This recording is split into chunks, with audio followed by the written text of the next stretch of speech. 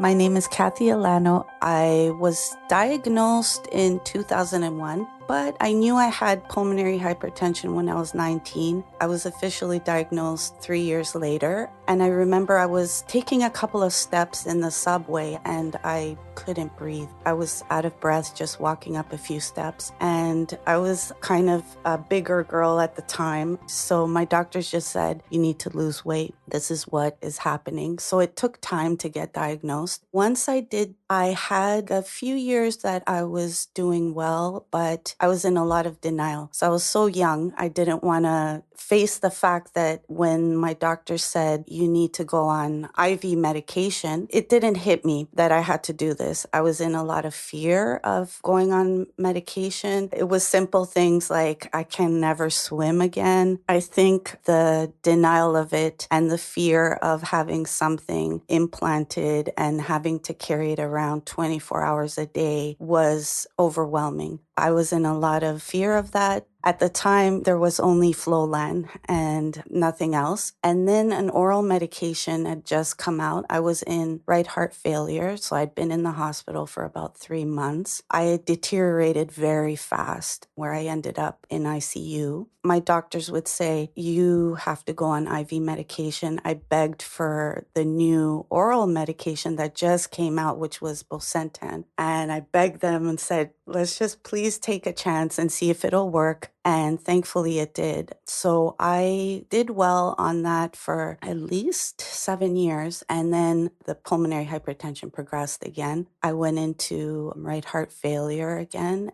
In your mind, you see yourself as like being healthy. You see yourself in the mirror and you think, you don't see a disability, you think, "I'm fine." And sometimes it's part of being young too, where you compare yourself to somebody who's healthy and you think, "I should be able to do this. I should be able to do that." I realize now that it's part of the process I had to go through, but it was unfair, where I had to realize I'm comparing myself to somebody who's healthy. I should be realizing that if someone healthy were in my body, they would have a lot of trouble doing just regular everyday things. So that came to me over time. Also, how the illness can deceive you, like just on a day-to-day basis. You look at yourself and you really think, "I'm okay." I think it also has to do with being young. I was in a lot of denial, and I think in some ways it helped. But in the long run, I think it's not sustainable. There has to be some kind of acceptance over time. And there's grief along the way too. You're grieving different things of not being able to do the things you once did, how you change in other people's views, your relationships, who sticks around, just your plans for the future. All these things. I think it came to a point where I was in right heart failure the second time, and I was in ICU, and I had pretty much deteriorated to the point where I couldn't go to the bathroom, even in the hospital bed, and I was deteriorating very fast. I had no choice, so I had to go on the IV Flolan.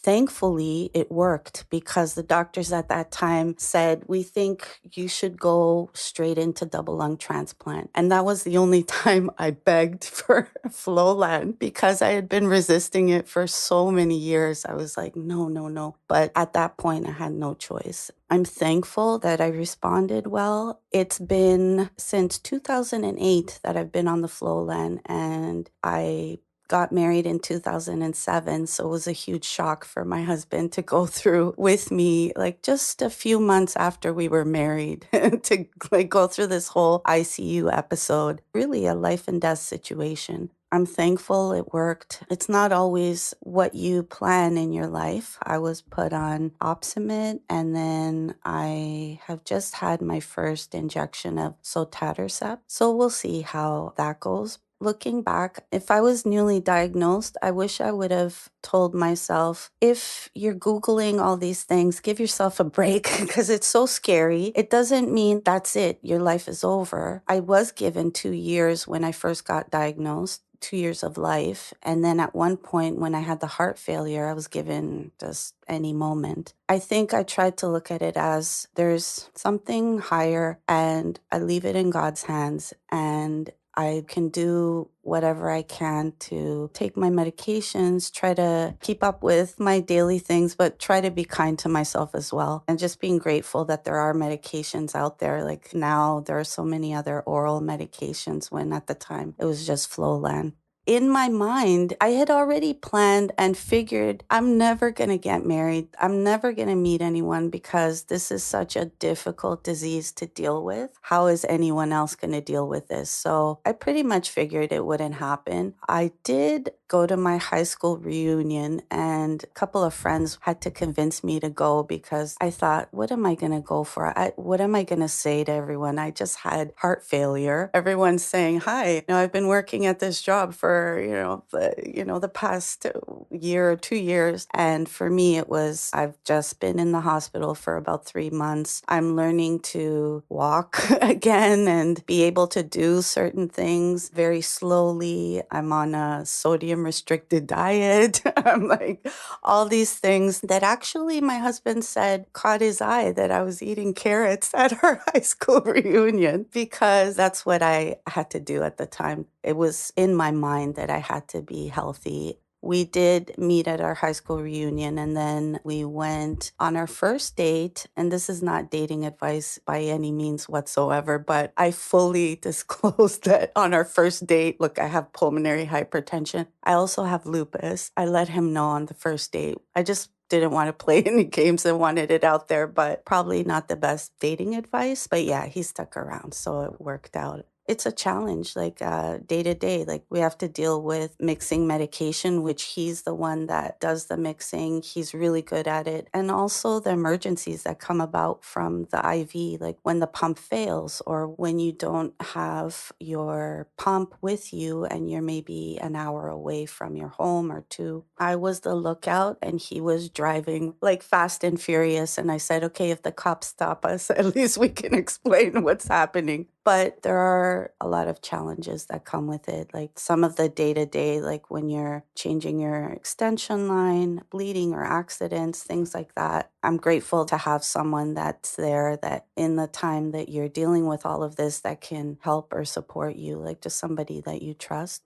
I'm a caregiver to my mother who has dementia. She's at home with me. So that's been a big challenging role for me to be a caregiver as well. And it's a 24-hour job. So she was there for me when I had the heart failure, and she helped me out when I was very sick and I couldn't bend down or move much. She was there for me. So now, I'm caring for her throughout the whole time that she's had Alzheimer's. I have a daughter who's 11 now. I'm juggling both, plus dealing with the pulmonary hypertension as well. I think I need to make more time. I'm trying to make more time to do some reading and have more time with animals and be outdoors. But I am running a support group in Toronto. We're mostly on WhatsApp now. It's good that they're able to connect with each other and talk to other people as well. I think it's not denying when you are feeling just the grief of the loss of what you're able to do, or the loss of just maybe even trying a new medication, and also the fear of going through the deterioration of the illness. It's overwhelming. There's no way to suppress those things. You want to appear that everything's fine to everyone around you because you don't want them to worry, or you don't want them to feel any part of what you're feeling. It's almost like you're kind of sharing a little bit of the pain of what you're going through, and being able to express that, I think, is so important, because denying it and putting it aside, I think it comes out in other ways eventually anyway. It's a process too. Over time, you realize how you're feeling and that those things are important to go through. It's like you go through the fire. There's no way around it. Sometimes it gets overwhelming where it feels like when it rains, it pours. I felt that when, my mom got dementia, and I was also struggling with the pulmonary hypertension, and then even dealing with, she got cancer and having to take her to treatments when she didn't understand why I was bringing her to treatments, and her getting so angry. And I think it's just like being grateful for the moments where there are people, for example, in the hospital that are kind and they understand. I'm grateful for those people, for the moments that I have with my family. There's a whole process you go through. I was angry too at different points in my life. And sometimes it'll come up here and there, but I realize, okay, I have a certain amount of time on this earth, and I want to be able to do whatever I can with this time and be with the people I love.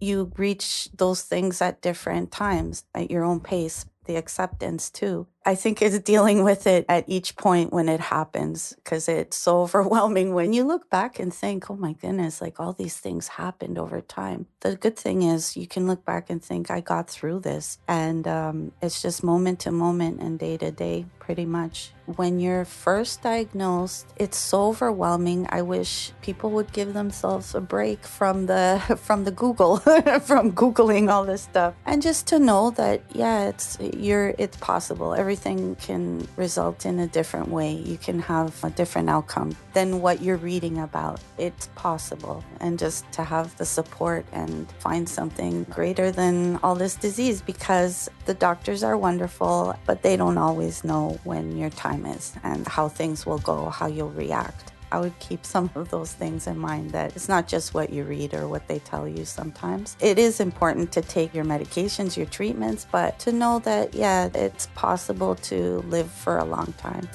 with the PH. It's possible. My name is Kathy Ilano, and I'm aware that I'm rare.